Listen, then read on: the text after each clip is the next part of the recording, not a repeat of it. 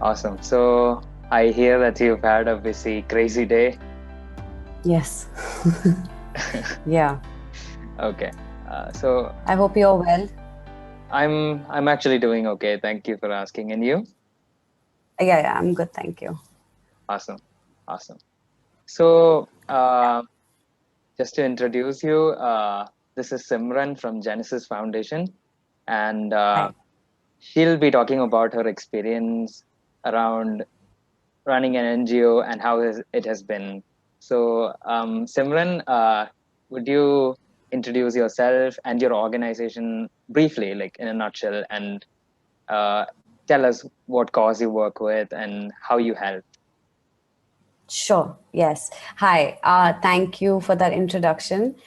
So my name is Simran Sagar, and I currently head Genesis Foundation. I'm the operations director. Our foundation is based out of Gurgaon, but we have a pan-India presence. And what we do is actually we facilitate medical treatment for critically ill and underprivileged children who suffer from congenital heart defects. And these children come from families where the monthly income doesn't exceed 15,000 rupees. So that's like our criteria. So obviously, being children, it's 0 to 18. And the support required in this critical illness being CHD, so I'm going to call it CHD for this conversation, congenital heart defects. Hmm. It varies from specific surgeries, including little, really small babies who are just a couple of days old, cath lab interventions, along with we support with recovery and recuperation post surgery.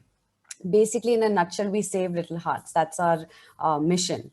My role primarily involves taking care of all operational strategies internally and externally for creating awareness and raising funds, inclusive of management of CSR projects that are under our belt. Hmm. So, That is so good to hear. And I saw the Saving Little Hearts on your website. That's such a good yes. catchphrase, and the work you're doing is really amazing. Thank you. Um, Thank you. um, awesome. Just I'm just so inspired right now. And Thank you.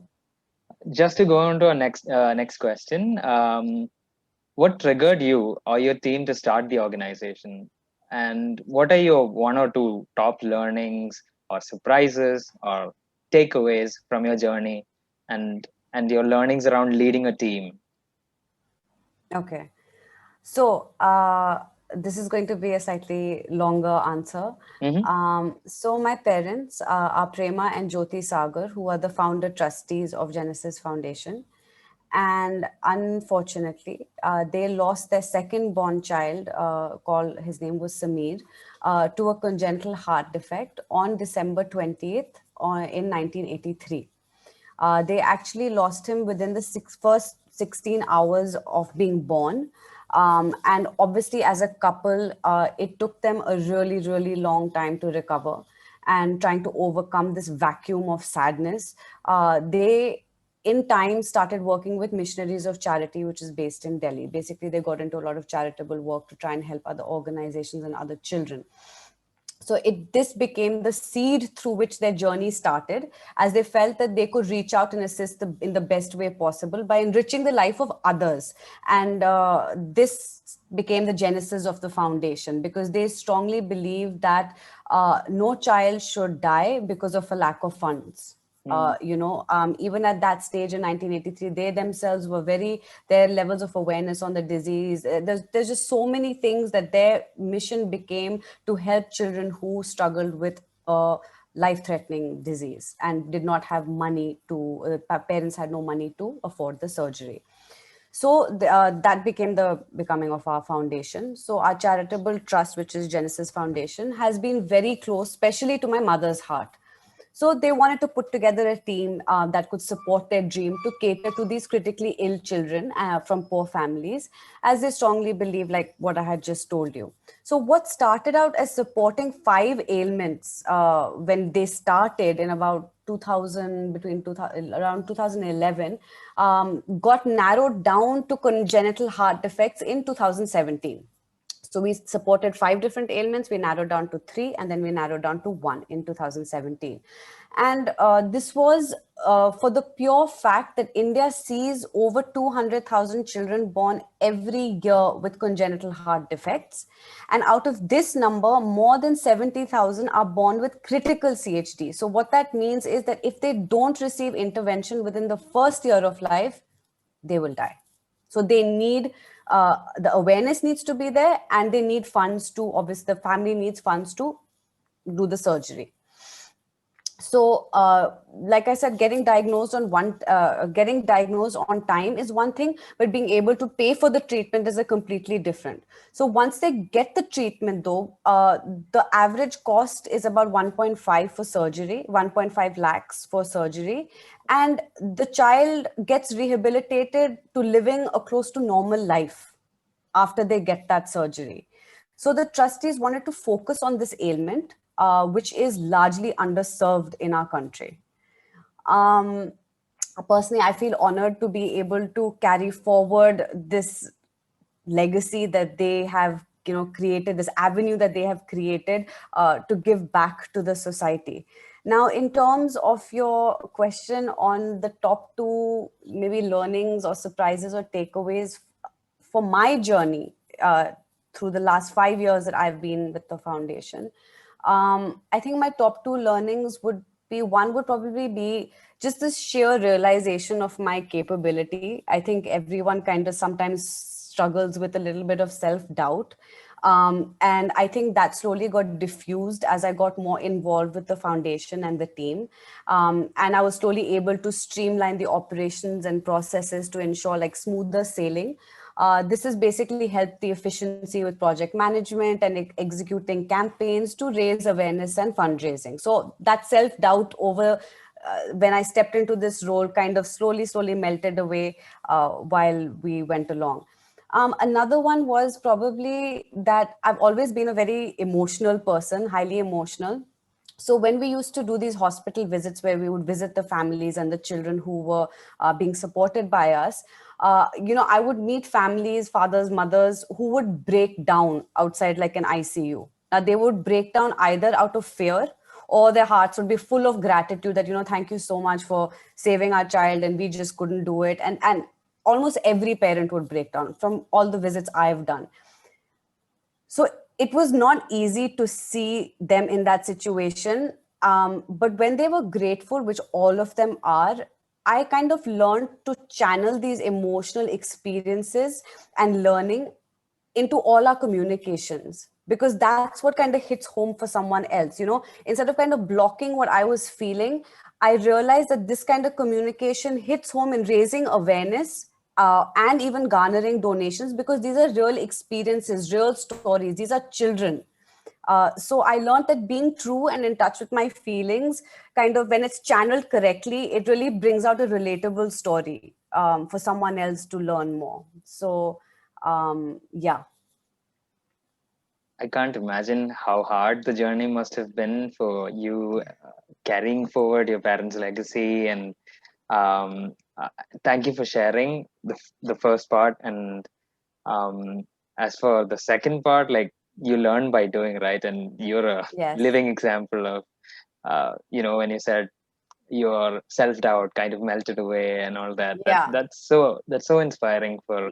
Because they're big shoes to step into, right? Like I understand, my mother yeah. and father, they're still very involved founder trustees, but it's still been very big shoes to fill.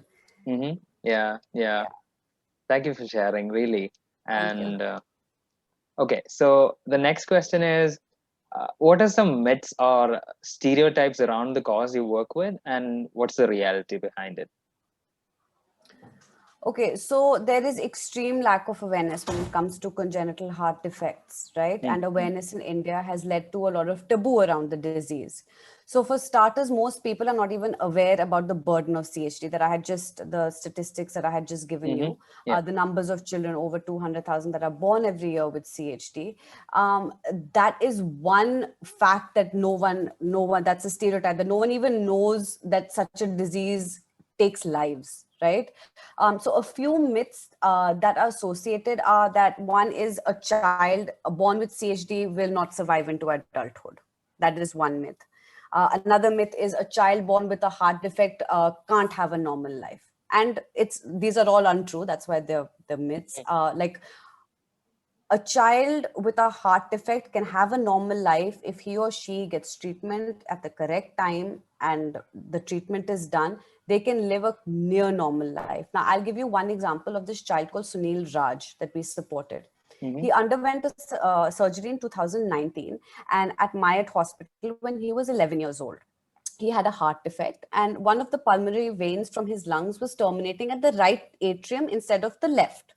Now, he always had a love for playing cricket, but he obviously struggled before the surgery. He wasn't able to. Mm-hmm. Now, after the surgery, he is taking part in tournaments. He's a spin bowler. Oh my God. So and this is just one story, out of the over 2,000, 3,000 children that we have supported. So they can be rehabilitated into a near normal life. Another few myths are open heart surgery is the only solution. And so that one kind of scares people, right? But there are cath lab interventions that are possible and holes can be closed in the cath lab. So it's not always that daunting. And even open heart surgeries, they're done well in our country. Another one is a girl born with CHD cannot become a mother or have a safe pregnancy.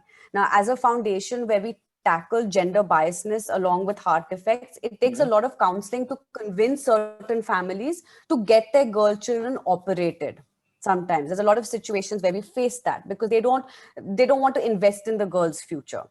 But contrary to that, most girls with simple to moderate CHDs are able to have safe and normal pregnancies when they grow up, except in some forms of severe CHD where a pregnancy can carry a high risk. Yeah. Got it. Got it. So these are a few of the myths and stereotypes that kind of come with this type of disease. Yeah, and I can imagine how that is going to be a real eye opener for a huge audience. Yes.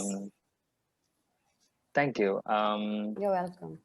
So the last question is, what is a challenge or question that you would like to leave the next generation with, and how can the public help you? Thank you. So I would like to leave the next generation with one question and one challenge. A question is, do you believe that access to good medical care is limited to one socioeconomic background? I mean, we know what most people's answers would be, but if you just have a moment to just think about that question, because that is the issue that we try and tackle, because we believe that good medical care access should be available to all. Like I said at the beginning of this conversation, what Prema and Jyoti believed in, that no child should die because of lack of funds. Like they need an equal chance at living, no matter what their socioeconomic background is. So that is what we stand for. Now, the challenge is, how can the next generation improve the ground level awareness around this disease? It starts within our personal circles. It's quite simple, right? And ultimately, it's like a ripple effect. You don't know who it reaches and who could help further down the chain. So most people you speak to are not even aware, like I said, about the burden of CHD and that what it has on our country. So if we can just, if the future generation can just support in maybe spreading the word, raising awareness, it goes from one person to another person to another, and then you're raising awareness, and then it can fall onto the ears of someone who actually needs support or knows someone who needs support, so they can get the intervention earlier as well. Now in terms of how the public can help us, it's each one teach one, right? And the battle's won.